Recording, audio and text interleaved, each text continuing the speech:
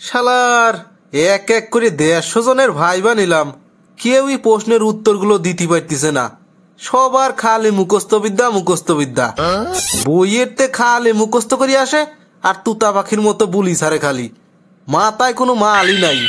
সেই কারণে এবার বইয়ের বাইরের তে প্রশ্ন সাজাইছি, দেখবো কার মাথায় মাল আছে। কিন্তু সেই রকম তো কোনো ক্যান্ডিডেটই পাচ্ছি নে।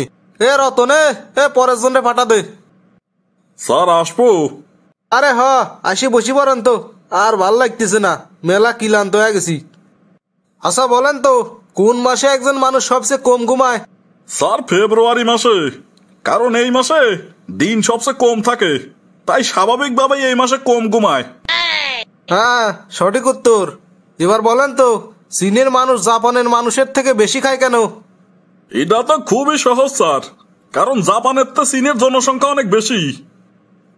হ্যাঁ ঠিক আছে, এবার পরের প্রশ্ন।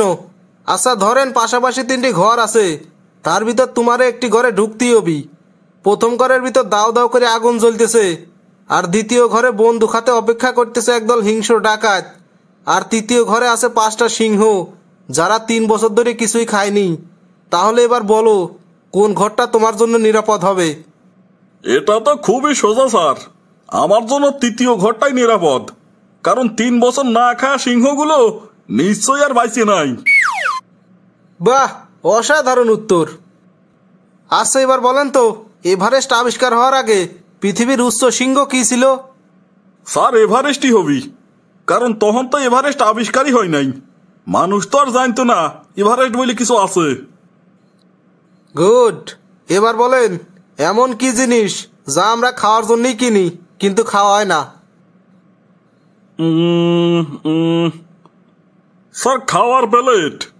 আমরা তো খাওয়ার প্লেট খাওয়ার জন্যই কিনি, কিন্তু প্লেট তো আর কোনোদিন খাইনি। বাহ, দারুণ দারুণ। এই লোকটারই তো দেখছি চাকরি পাওয়ার সম্ভাবনা বেশি। দেহি আর কয়টা প্রশ্ন করিয়ে দেহি, যদি ঠিকঠাক উত্তর দিতে পারে তাহলে এই লোকটারই চাকরি দেব। আচ্ছা এবার বলেন তো, একটি মুরগির ডিম পাকা ঘরের কংক্রিটের মেঝেতে ফেলে দেওয়া হলো কিন্তু ভাঙলো না, কেন? স্যার ওই কংক্রিটের মেঝে এতটাই মজবুত যে সামান্য ডিমের আঘাতে ভাঙবি নে। গুড গুড, ভালো ধরতে পারছো। এখন বলো, একটি গাছের 4টি পাতা আছে, মনে করো 3.5 পাতা খায়া ফেলেছে, এই গাছের পাতার সংখ্যা কত এখন?